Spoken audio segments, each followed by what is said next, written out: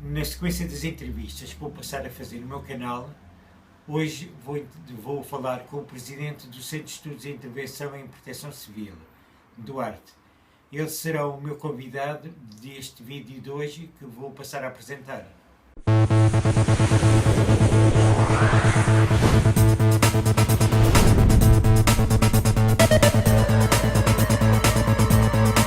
Eu vou começar a perguntar aquela pergunta básica que é porquê é que foi criado e qual foi o motivo que o Duarte achou que motivasse a criação do Centro de Estudos. Bom, o Centro de Estudos começou precisamente a partir de um grupo de pessoas que trabalhava na área da proteção civil, em vários domínios, no início de 2010. Durante cerca de alguns meses, fomos reunindo regularmente na perspectiva de tentar identificar por que razão é que haveria de se constituir uma estrutura da sociedade civil, portanto, enquanto associação privada sem fins lucrativos, para intervir na área da proteção civil. Começámos por ter uma primeira designação antes da nossa legalização, que era o Observatório do Sistema de Proteção Civil. Mais tarde concluiu-se que já havia um nome de registro com esta designação e então evoluímos para o Centro de Estudos e Intervenção e Proteção Civil. Nós fizemos a nossa primeira reunião constitutiva em 17 de abril de 2010. Mais tarde fomos reunindo de modo a que pudéssemos legalizar esta associação precisamente em fevereiro de 2011, quase um ano depois de trabalhos preparatórios que desenvolvemos ao longo desse período, e fizemos a eleição dos nossos órgãos sociais, os primeiros órgãos sociais, em março de 2011. O objetivo que presidiu à criação do Centro de Estudos, Intervenção e Proteção Civil é o mesmo que está referido nos nossos estatutos e que define que o objetivo do... Duarte, deixe-me só interromper, mas quem nos está a ouvir não conhece os estatutos, pois seria interessante era saber quais são os objetivos, porque não se conhece o estatuto. Ok. A seguir, ou seja, é um objetivo genérico que é produção e divulgação de informação, bem como a realização de estudos e trabalhos de investigação que contribuam para a construção de uma cidadania responsável e interventiva no âmbito da proteção civil. Este é o objetivo geral do CEIPS, que de alguma maneira, ao longo destes 10 anos, tem orientado a nossa atividade e a nossa intervenção. Esta intervenção e esta atividade têm assumido 3 formas fundamentais. Em primeiro lugar, a realização de iniciativas temáticas, quer através de jantares de debate que temos feito na Ordem dos Engenheiros ou no Clube Militar Naval, com um convidado para abordar temas de atualidade no domínio da proteção civil, mas numa perspectiva mais alargada no âmbito da segurança interna.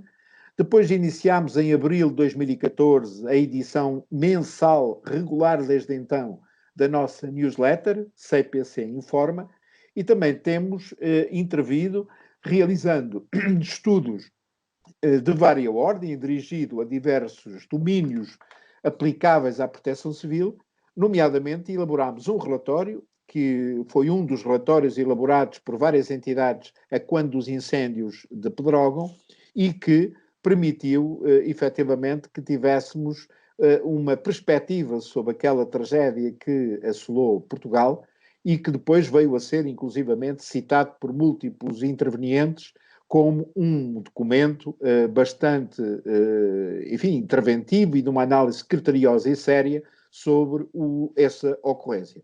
A nossa atividade tem sido, então, sempre na lógica da cidadania interventiva, sempre na lógica de contribuir e acrescentar uma visão de cidadão no sistema, mas sempre alicerçado e sustentado nos técnicos, nos cientistas, nos académicos que integram o nosso corpo associativo, que se cifra neste momento em 49 associados. Ok. Mas, portanto, ao nível do público em geral, a associação, o centro, o âmbito dela, em termos informativos, também portanto, desperta interesse ao cidadão comum, tipo que não seja técnico. Portanto, quero com isto dizer, por exemplo, os vossos estudos são estudos técnicos. Portanto, quando fazem debates, são debates cujo público-alvo são gente da área técnica ou gente relacionada com a proteção civil. Eu pergunto, não está nos vossos horizontes eventualmente chamar leigos, portanto, gente que propriamente dito não tem grande informação relativamente à proteção civil, para ser o vosso público, ou melhor, os vossos conteúdos não terão futuramente o objetivo de também capitalizar o interesse do público em geral? Nós, numa primeira fase, realmente tentámos reunir o conjunto de técnicos e intervir junto dessa mesma comunidade, a comunidade técnica e científica, mas sempre dirigidos para fora.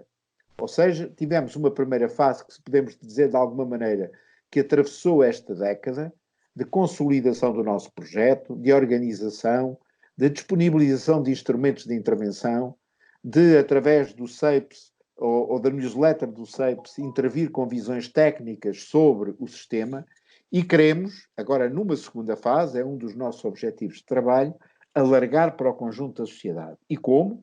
Nomeadamente recorrendo a novas tecnologias de comunicação. Estamos a pensar criar um canal no YouTube, além da edição da nossa newsletter, e por essa via, ou seja, através do canal de YouTube, estabelecer uma relação mais direta com o cidadão comum, com o cidadão individualmente considerado, de modo a que possamos transpor para a sociedade e para o cidadão esta segunda fase da nossa existência. Portanto, a primeira fase foi de consolidação técnica e científica, produção de documentos, produção de material de investigação, encontrar linhas gerais de atuação. Isso está consolidado. Passaremos agora à fase seguinte, que é chegar ao cidadão individualmente considerado, abordando sempre as perspectivas e os temas que são a razão de ser da criação do SEIPS. Ok. Eu fiz esta pergunta até por uma questão, porque obviamente o SEIPS, no Centro de Estudos, poderá vir a ter uma função pedagógica junto do cidadão comum. Portanto, o próprio cidadão comum tem a noção do que é a proteção civil, ou melhor, dos elementos que compõem a proteção civil, mas se ele tiver também, não dentro da proteção civil, mas tiver a noção de que cada uma dos componentes da proteção civil faz parte no todo, o cidadão, que é o ponto fundamental, ou melhor, a proteção civil existe para proteger o próprio cidadão, mas se o cidadão for um colaborador da proteção civil, isso seria um método pedagógico que iria ajudar muito até ao próprio desenvolvimento da proteção civil. Portanto, o que é que vocês pensam vir a fazer de forma a que possam até promover ações de formação junto do cidadão comum, um conjunto de situações, se pensam vir a tomar essas iniciativas, que elas obviamente serão sempre produtivas, e neste momento, como nós estamos a assistir, em que nós estamos todos de quarentena, muitos dos cidadãos não têm a noção da importância desta quarentena, muitos cidadãos em outras circunstâncias qualquer de risco não têm a noção de como é que se há de comportar em termos de risco. Esta pedagogia é uma pedagogia que seria sempre importante ser dada, não na altura do risco, mas antecipadamente, desculpa, antes dele ocorrer. Sim, vamos lá ver. No sistema de proteção civil, nós temos por adquirido que o cidadão também é um agente de proteção civil, ou seja, a proteção civil começa e acaba no cidadão. Temos vindo a desenvolver, precisamente, um conjunto diversificado de iniciativas, sempre subordinados a este objetivo, colocar o cidadão no centro do sistema. O cidadão é um agente de proteção civil. Toda a disposição de socorro, de prevenção, de reabilitação, em que se alicerça, portanto, os verbos orientadores da proteção civil, prevenir, atenuar, socorrer e reabilitar, está assente numa intervenção ativa do cidadão. E por isso mesmo, nós sabemos que temos uma sociedade em que não prevalece a cultura de risco, sabemos que há um déficit muito grande de formação ao nível da cidadania para a segurança e para a proteção, E, portanto, foi essa, aliás, uma das razões que levaram precisamente à criação do nosso centro. Intervir na formação do cidadão. Ok. Então, e agora, em termos de perspectiva de futuro, já formulou aí alguns objetivos, nomeadamente na questão dos mídias. Que outro tipo de programação estão a pensar fazer em termos futuros? Bem como, já agora aproveito, que tipo dado que vão comemorar agora em abril os 10 anos do centro, o que é que estão a preparar também para esse tipo de comemoração? Bom, nós aprovámos um programa de comemoração para estes 10 anos, mas que, como aliás toda a atividade do país, foi profundamente prejudicada, digamos assim, pelo Covid-19. Tínhamos uma sessão prevista para o próximo dia 19, exatamente o dia em que comemoramos mesmo os 10 anos. Essa sessão foi adiada para outubro. Temos também um conjunto de sessões temáticas dedicadas a várias matérias a realizar na Ordem dos Engenheiros e que também já foram alteradas, ou seja, em função da normalização da atividade do país, nós recalendarizaremos as nossas atividades até ao final do ano para continuar com a perspectiva de assinalar condignamente os 10 anos da nossa associação. Mas, para além disto, nós vamos continuar a intervir através da nossa newsletter e, conforme já disse, materializando o objetivo de termos um canal no YouTube, nomeadamente no momento em que, estando as pessoas confinadas, nós possamos chegar mais facilmente a elas com as nossas mensagens e também procurando obter da parte delas a respectiva colaboração e participação, na medida em que só se justificará esta nossa missão se ela contribuir para reforçarmos a cultura de risco na sociedade portuguesa e uma melhor pedagogia no ponto de vista preventivo e no ponto de vista da segurança pessoal e comunitária, sendo esse precisamente o nosso objetivo. É para aí que iremos continuar a trabalhar. Mas em termos de programa, isto fica de alguma maneira, como aliás tudo no país, em suspenso em função agora da normalização da vida do país decorrente desta situação pandémica. Portanto, no dia 17 de abril, 17 de abril. Que vão comemorar os 10 anos, o que é que eu proponho? Que nessa altura, ou poucos dias antes dessa altura, nós, tendo vocês, portanto, das limitações que há relativamente à quarentena, mas tendo vocês,